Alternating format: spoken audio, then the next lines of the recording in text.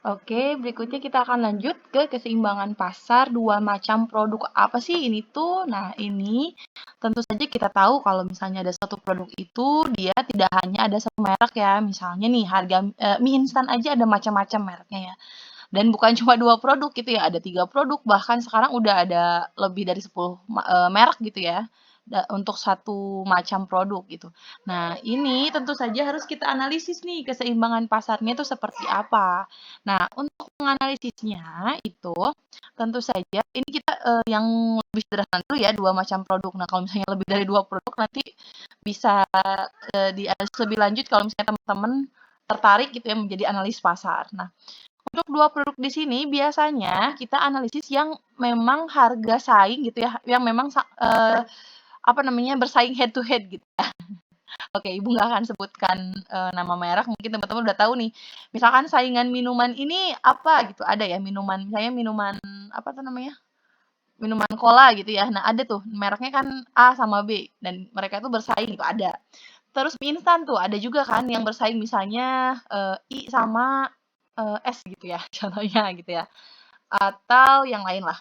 Misalnya deterjen, deterjen itu ada R, ada juga S gitu ya, seperti itu ya. Oke. Berikutnya, apa sih yang harus kita pegang teguh gitu ya, atau menjadi syarat dalam keseimbangan pasar untuk dua macam produk ini? Nah, sebelum syarat ini, kita harus ketahui dulu karena ada dua macam produk, nih dua produk gitu ya. Nah, sehingga nanti mereka masing-masing itu ada KID-nya, ada PD-nya. Begitupun ada QS-nya dan ada PS-nya. Gitu ya. Oke. Nah, ini mereka ada 4. Ada QS-nya juga, ada PS-nya juga. Ini ada QD, ada PD, ada QS, ada juga PS-nya. Nah, misalkan dua produk ini, maka saya tulis misalnya satu produknya itu adalah X dan Y. Gitu ya. Sehingga di sini yang untuk produk pertama QDX, PDX, QSX, sama PSX gitu ya. Nah, yang ini berarti QDY, PDY, QSY, dan PSY gitu ya. Oke, seperti itu. Nah, dari sini baru muncul syaratnya apa sih yang menjadikan mereka itu akan sama. Yakni yang pertama itu adalah QDX-nya harus sama dengan QSX.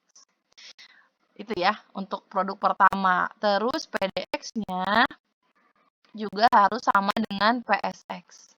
Jadi yang jadi apa namanya yang jadi ini tuh ini X sama X gitu ya. Yang ini X sama X juga. Tapi ingat bahwa demand harus sama dengan supply. Sisanya tinggal kita lihat ya, atau jumlah barang. Kemudian yang berikutnya untuk barangnya. Barangnya berarti QDY harus sama dengan QSY. Yang ini PDY harus sama dengan PSY. Apakah harus empat-empatnya, Bu? Tidak. Misalkan kita lihat rumusnya aja ya, rumus atau persamaan yang kita punya. Apakah Q sama Q untuk apakah P sama P untuk X? Begitupun yang ini. Oke, gitu ya. Nah, contohnya nih, Ibu punya contoh soal. Contoh soalnya itu, jadi kenapa sih harus seperti ini? Karena dalam suatu persamaan nanti ada harga untuk X-nya, ada harga untuk Y-nya, ada jumlah barang untuk X-nya, ada juga jumlah barang untuk Y-nya. Gitu ya, nih contohnya adalah diketahui untuk produk 1 itu adalah KID 1, katanya gitu. Dia jadi bukan X KID 1 sama dengan 1 dikurangi 2P1 ditambah 3P2. Gitu. Kemudian si QS-nya itu adalah 2P1 dikurangi 4. Sedangkan untuk produk yang keduanya, ini teman-teman boleh lihat di buku halaman 31 ya. Untuk produk 2-nya itu adalah kita punya QD2 sama dengan 150 ditambah 4P1 dikurangi P2. Terus QS2-nya itu sama dengan 3P2 dikurangi 6. Nah, dari sini lihat ternyata ini semua fungsinya Q, berarti yang P-nya kita tidak lihat gitu ya. Nah, sehingga yang kita perhatikan di sini adalah si ini dan si ini gitu ya. Nah, untuk menjawabnya kita pakai yang pertama dulu nih, yang ini ya. IDX sama dengan QSX, tapi karena ini bukan produknya X dan Y, produk 1 dan 2, maka kita tulisnya QD1 sama dengan QS1 gitu. QD1 itu berarti yang mana? Oh, yang ini. Kita tulis QD1 itu 100 dikurangi 2P1 ditambah mohon maaf, ditambah 3P2 sama dengan QS1 yang mana, berarti yang ini 2P1 dikurangi 4 gitu ya. Oke, bentar. Saya geser dulu dikit. Oke, nah begini.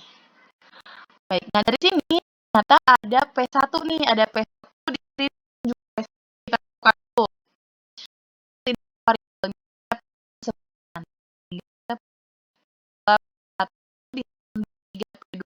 Nah, 2P1 dari pesanannya kita pindahkan ke kiri jadi min 2P1. Sama dengan di sini kan 4, 100-nya dari pindah ke kanan jadi min 100. Oke, min 2P1, min 2P1 min 4P1. Ditambah 3P2 sama dengan ini hasilnya min 104. Ya. Ini kita tulis sebagai persamaan yang ke bentar. Ini oke, Ibu. Mohon maaf. Yang ini kita tulis dulu sebagai persamaan. Yang ini yang ke-1, yang ini yang ke-2, yang ini yang ke-3, yang ini yang ke-4 ya. Yang ini adalah persamaan yang kelima. Gitu ya. Oke. Nah, berikutnya ini QD1 sama QS1 itu berarti 1 dan 2. Oke, nah berikutnya adalah kita mau 3 dan 4 berarti. Gitu. 3 dan 4 itu apa? 3 itu. 3 itu adalah QD2 sama dengan QS2. QD2-nya apa? 150 ditambah 4P1 dikurangi P2. Sama dengan QS2-nya 3P2 dikurangi 6. Nah, seperti biasa kita samakan, kalau yang ada yang sama kita kelompokkan gitu ya. Kalau yang nggak ada variabelnya kita pisahkan juga. Jadi di sini 4P1 dikurangi P2 dikurangi 3P2 ya, karena ini 3-nya pindah ke kiri, jadi 3P2. Sama dengan min 6 dikurangi 150. Oke, 4P1-nya tetap karena nggak ada temennya, min P2, min 3P2-nya jadi min 4P2 sama dengan ini min sama min ya. Min 6 dikurangi 150 jadi min 156. Ini adalah persamaan kita yang ke-6. Oke, karena kita belum menemukan P-nya berapa, Q-nya berapa, sehingga kita akan melanjutkan langkahnya ke sini. Oke. Warna ungu misalnya. Nah, dari 5 dan 6 ini, si 5 itu kan yang ini, si 6 itu kan yang ini. Nah, kita tulis lagi di sini, 5 dan 6. Oke, 5 dan 6 ya. 5 dan 6 itu berarti, kita tulis dulu 5 itu apa? Min 4P1 ditambah 3P2 sama dengan min 104.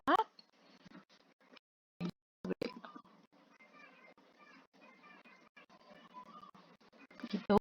Kemudian 6-nya apa? 4P1 dikurangi 4P2 sama dengan min 156. Nah, ini tuh mirip seperti yang tadi nih. Kita lihat koefisiennya. P1-nya udah ada yang sama 4 ya, cuman mereka beda tanda. Kita bisa eliminasi ya, karena ini udah ada yang sama koefisiennya, cuman dia beda tanda, berarti kita tinggal nggak harus mengalihkan yang atas berapa, yang bawah berapa, karena mereka udah sama-sama 4 gitu ya. Kecuali kalau misalnya dari semua pasangan itu tidak ada yang sama, belum ada yang sama, maka kita harus membuat mereka sama. Untung ini udah. Nah, cuma beda tanda, yang satu negatif, yang satu positif. Ingat tadi kalau misalnya beda tanda berarti harus ditambah. Gitu ya. Sehingga yang ini jadi habis. Nah, 3 ditambah min 4. 3 ditambah min 4. Hasilnya adalah min 1 ya. Jadi di sini min 1 P2. Sama dengan min 104 ditambah min 156. Oke, berarti ini utangnya ditambah. Jadi hasilnya min 260 ya.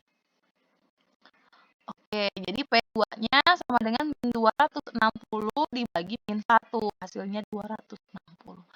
Itu untuk P2-nya. Oke, kurang bagus. Itu adalah P2-nya. Nah, kita baru menemukan harga yang kedua. Harga pertamanya belum ya. Nah, substitusi nih, substitusi. Substitusi P2 sama dengan 260. Terserah nih mau kemana. Mau ke 5 atau ke 6. Misalnya substitusinya itu kita ke 5 ya. Misalnya ke 5. Boleh ke 5 atau ke 6 ya. Oke. Kenapa boleh ke 5 atau ke 6? Cari yang ada pasangan P-nya. Ini kan P2, berarti cari yang ada P1 doang gitu ya. Berarti 5 atau 6. Nah, 5 berarti min 4 P1 ditambah 3 kali 260 sama dengan min 104. Boleh pakai kalkulator ya. Min 4 P1 260 kali 3 itu adalah 780 sama dengan min 104. Min 4 P1 berarti sama dengan min 104 dikurangi 780. Ini hasilnya adalah min 884. Jadi P1-nya itu tinggal min 884 bagi min 4 ya. Hasilnya adalah 221. Ini untuk P1. Nah, kita baru punya P1 sama P2. Baru P. Nah, biasanya keseimbangan pasar kita punya Q juga kan. Nah, untuk menentukan Q, kita juga bisa mensubstitusikannya lagi. Substitusinya sekarang boleh ke 1, boleh ke 2, boleh ke 3, boleh ke 4. Gitu ya. Oke, untuk mencari yang terakhir itu boleh ke yang awal berarti substitusinya. Misalnya pakai orange. Kita mau cari Q1 sama Q2. Substitusi dari sini ke sini. Substitusi P1-nya 221 dan P2-nya 260. Misalnya ke 1, ke 2, ke 3, atau ke 4 ya. Misalnya Ibu mau cari Q1-nya berarti ya. Q1-nya berarti 2P-nya. Misalnya ke 2. Itu adalah berapa? Ingat, S-nya boleh hilang, tapi satunya jangan hilang ya. 2 P1 dikurangi 4 sama dengan 2 kali 221 dikurangi 4. Ini berarti hasilnya adalah berapa? 884 dikurangi 4, hasilnya 880. Itu untuk Q1. Nah, untuk Q2 kita pakai yang gampang nih, yang lebih simpel yang ini kan ya. Nah, Q2. Nah, Q2-nya itu berarti kita pakai persamaan yang keempat.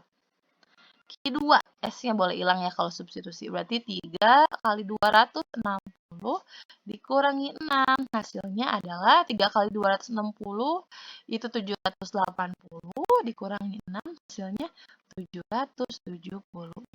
Sehingga kita punya pasangan Q-nya itu Q1 dan P1 itu adalah Q1-nya berapa? Q1-nya tadi 880, P1-nya 221, dan Q2, P2-nya itu adalah 774,260. Ini adalah jawaban dari keseimbangan pasar kalau misalnya dia ada dua macam produk. Jadi harga untuk yang pertama tuh 221, jumlah barangnya 880. Nah, si saingannya harganya 260, tapi jumlah barang yang di pasarannya 774. Begitu. Ya. Oke.